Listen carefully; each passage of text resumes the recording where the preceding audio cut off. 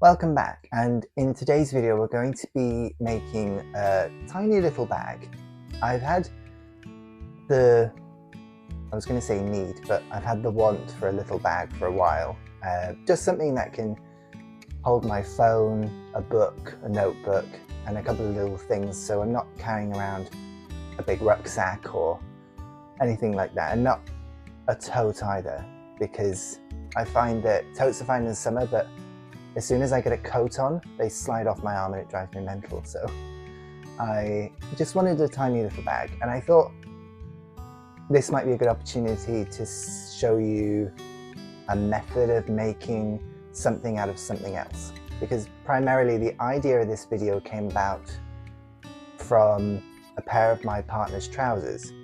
They got damaged and weren't really good for wearing anymore. Just some rips and things, but the fabric is still really good and I really like the color of it, and I was getting ready to fold them up and put them in my fabric stash because I don't like wasting fabric. And I suddenly thought these would be a really good fabric for making a tiny little bag with. Just something, like I said, that I can carry around with my phone and a book in and not have to carry much else. So that's what I'm going to do today. So I'm starting off with my bag pattern, and I have a front piece with a straight top, and the bottom edge I have curved the corners. The same for the back piece. The front pocket has the same sort of configuration but is smaller. The back pocket again has the same configuration, but it's shorter than the back piece to allow me to have access to it.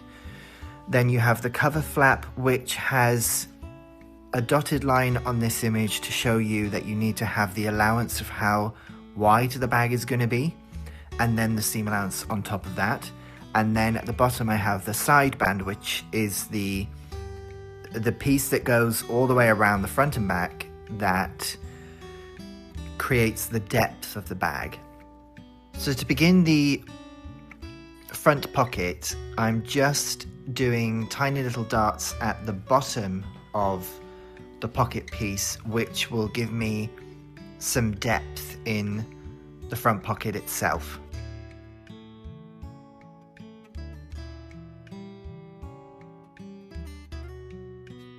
So we just turn those little darts through, and you can see here that this is what gives me that depth. On the back pocket, I'm going to bind the top edge. By binding the top of the pocket, I give a really nice, strong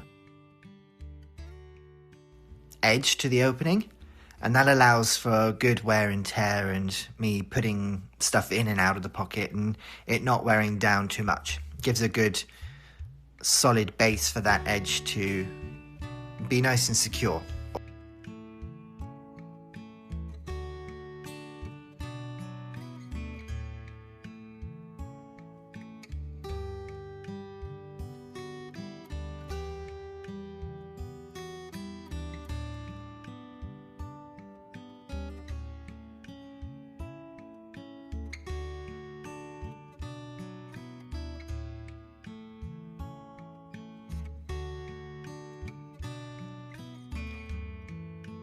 I'm stitching 2 rows along that edge just to give extra support to the binding and the stitching.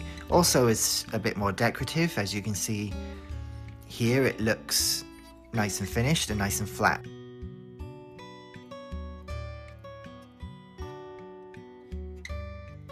Then I'm just stitching around the edge of that back pocket, stitching it to the back piece. I don't want to go too deep into my seam allowance because I don't want this stitching to be possibly showing when I put the binding on around the edge of the bag later.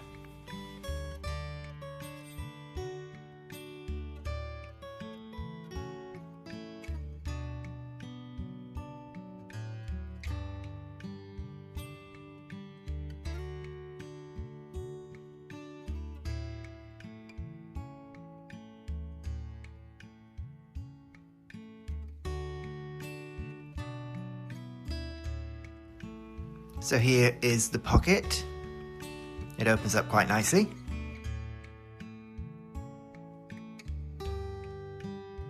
To attach the front pocket, I've lined it up from the center of the bottom edge of the pocket to the center of the bottom edge of the front piece itself. And then I'm just turning the very edge over to allow me to finish the pocket edge off. I'm going to stitch really close to that edge. I'm going to do 2 rows of stitches, but I'm going to start with the outer edge first to allow me to finish the edge off properly, and then I will do the row of stitching slightly inside of that, and that will hide that seam allowance, a bit like a felled seam, and it will also add a bit more strength to the pocket itself.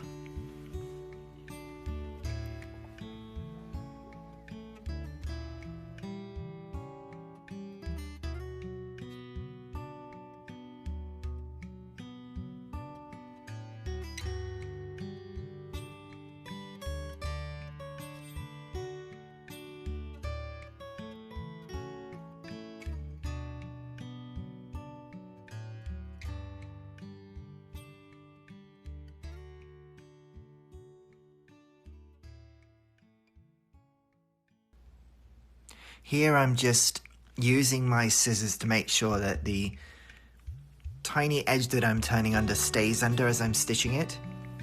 My scissors just help me fold that edge in and make sure that it's staying in place as I stitch.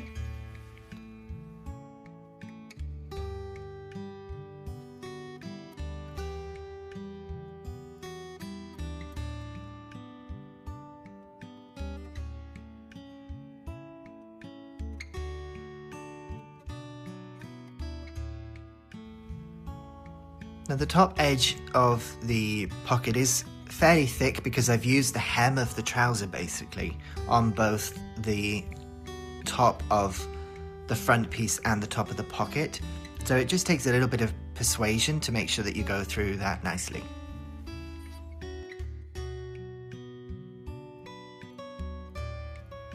Here I'm doing my second row of stitches. Like I said, that will just help hide the seam allowance and really secure the pocket into place.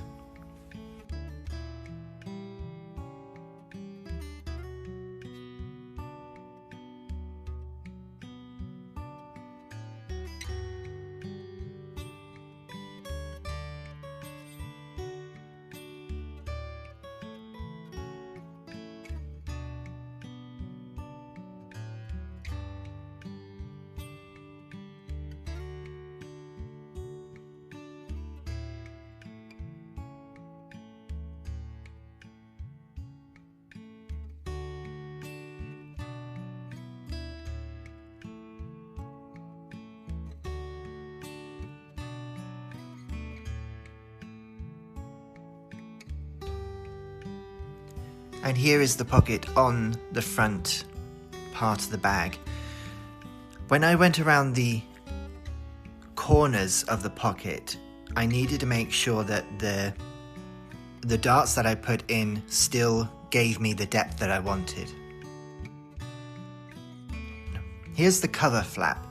I'm putting a facing on the inside edge of the cover flap. And to do that, all I'm doing is turning that top edge under, pinning it, and then I'm going to top stitch it in place just with 1 row of stitching this time because it will be visible from the front and I don't necessarily want 2 rows of stitches for no reason.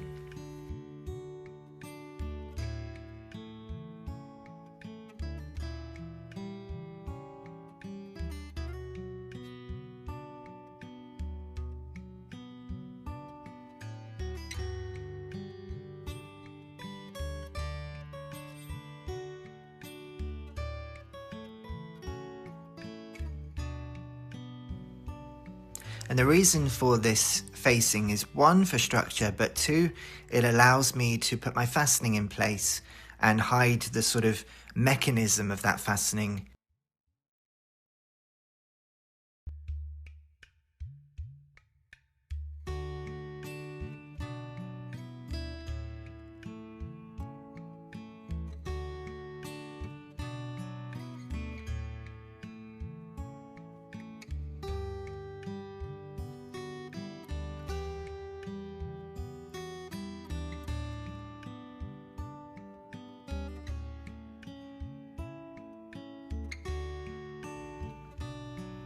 Now I'm just doing the same as I did earlier with attaching the back pocket to the back piece. I'm just going around the very edge of this facing to secure the two layers together, but I don't want to go too far into my seam allowance because I don't want it showing when I add my binding later.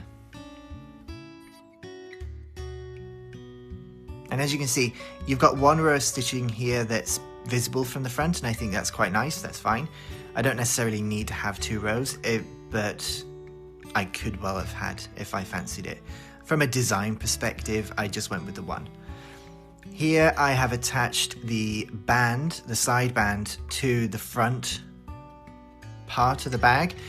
Around the corners, I need to make sure that my seam allowance is as flat as possible. Beyond the seam allowance into the rest of the side band, it can be rippled and folded however you need to make it flat, but the piece that you're actually going to be sewing, that line from your stitch line into your seam allowance, needs to be as flat as you possibly can make it.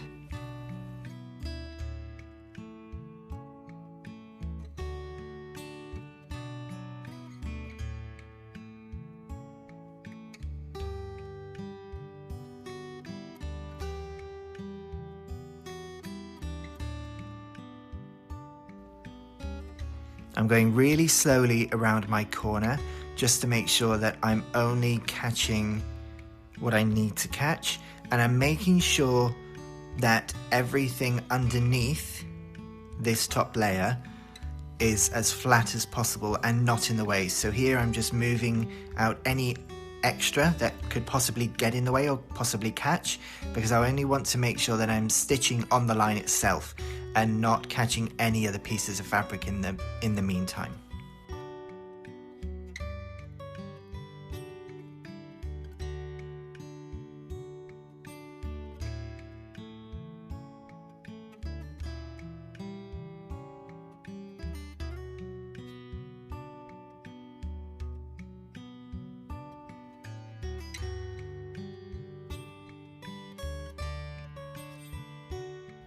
Now I'm adding my cover flap to the back piece. So all I'm doing here is I'm putting right sides together, and I'm going to seam it all the way down through to join the two pieces together.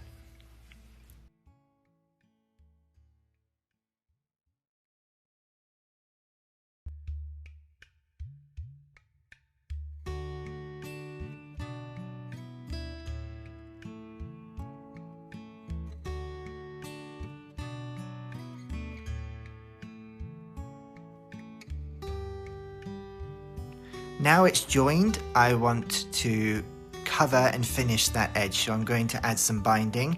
I've added a binding strip down one side, and then I'm going to top stitch the other side of that binding. Again, you could do two rows of stitches here, so one row of stitching on one side and one on the other, but I chose to just turn one side back and top stitch the other side.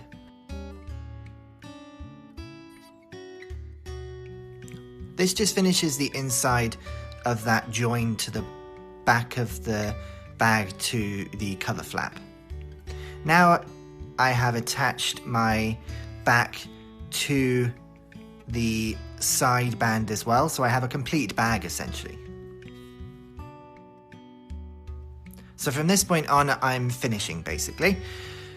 I'm adding my binding now to the front half of my bag, and as you can see here, I'm just offering up my binding, but I'm going to fold the top edge of the binding over just to help me later on when I'm turning my binding over the edge and finishing it off, that top edge is already finished.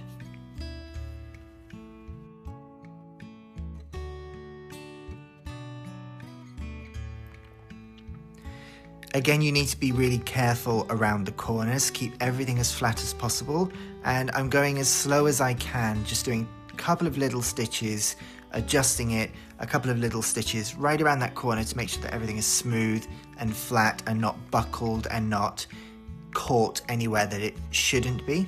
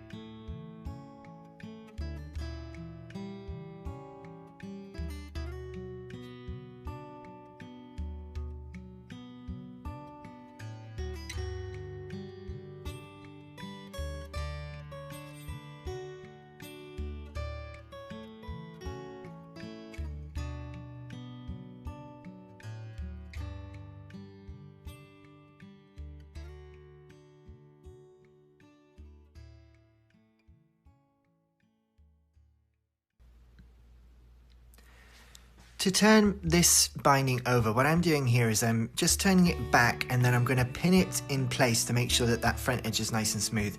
Then I can go behind, turn that edge under, and complete my binding. But I always find that when I'm doing this stage, to make sure that the front is nice and smooth and even, I just put a pin at the top before I then go to the back, and it really helps make sure that everything stays as nice and neat as possible.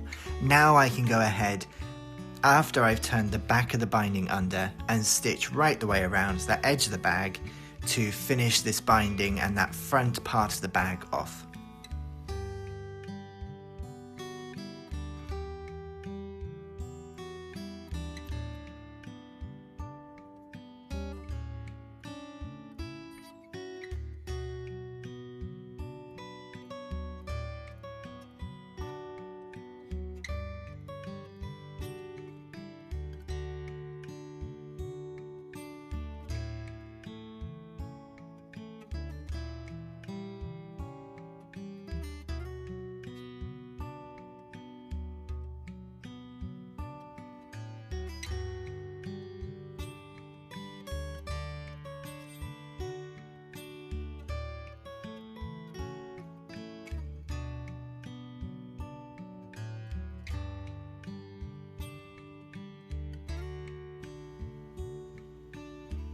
And here's the front binding completely finished, and just by adding that pin, like I said earlier, as I was starting my binding, I really find it helps keep everything nice and even and neat. Now I'm going on to the back of the bag to do the back half of the binding, and here I'm starting it at the bottom middle of the back panel. This means that when I've gone right around the back piece, around the cover flap, and back around to the back middle, that my join is at the very bottom of the back of the bag. That's really important because then it just makes sure that everything stays neat around the whole thing, and that join, which can be a bit bulky, is at the bottom where nobody's ever really going to see it.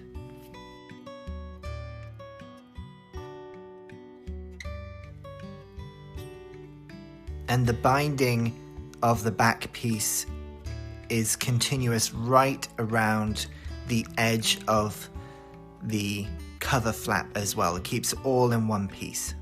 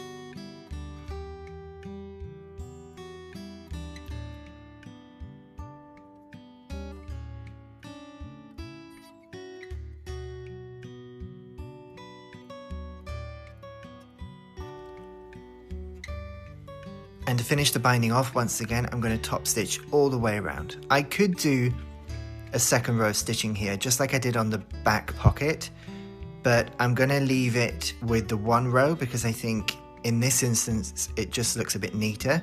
And I quite like the roundness of this edging for the binding instead of the very, very flat edge that I've achieved on the back pocket, which I think is more necessary for the back pocket.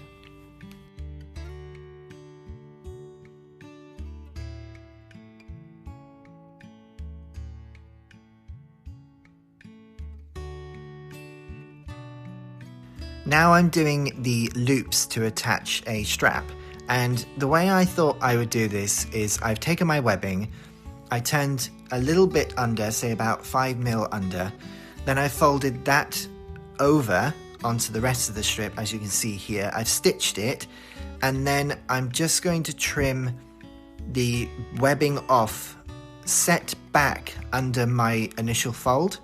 So I've just got a little bit there, which then when I've added it to the bag will get covered.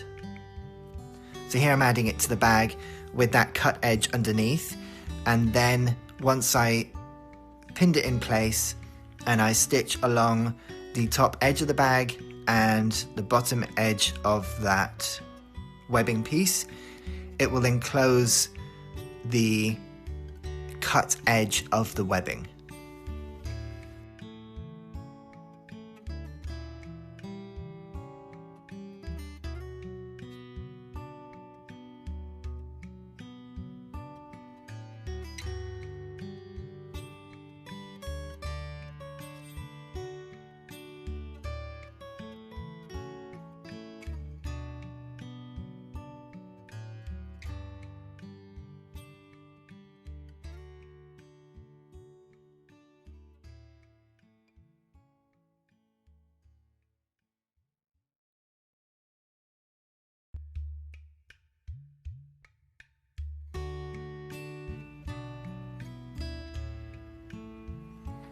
And here I have a loop that I can attach a clip to. It's a little bit tight, but that's because the webbing is, shall we say, fresh. But once it's got a bit of wear and now I've wrangled that clip in place, it's going to be perfect.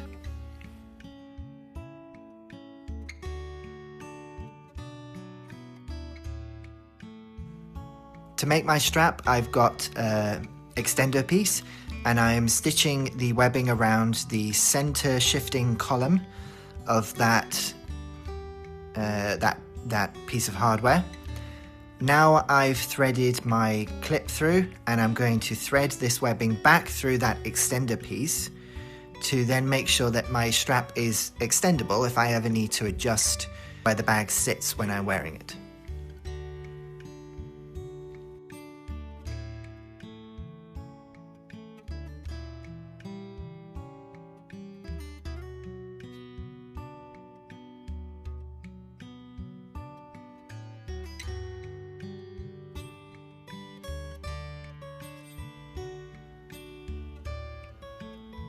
And to the other side, I'm going to add another clip.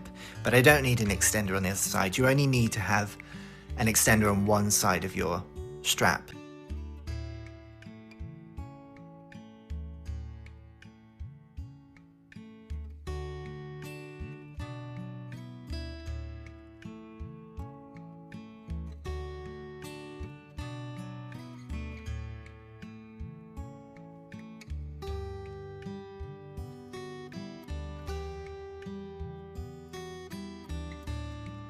Thank you for following along. I hope you enjoyed the process. It was just something that came off the top of my head, and I thought it might be quite nice to share it with you. It's just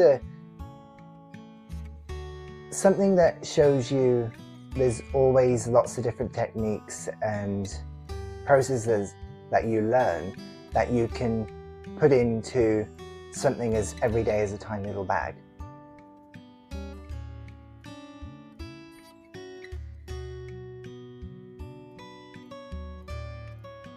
So if you liked the video, please carry on following the channel and all the different things that I'm going to be doing in the future.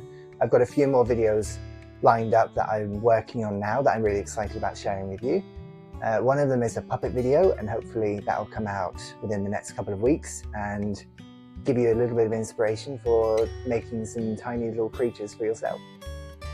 Before I go, I just want to tell you that I have a Patreon page, and the information is coming up on the screen now.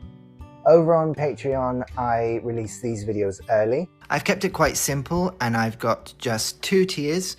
In the first tier, you will have access to early releases of videos, and you will also get access to the new monthly historical costume podcast, which gives me an opportunity to discuss an open discourse with all of you on a variety of different historical costume subjects.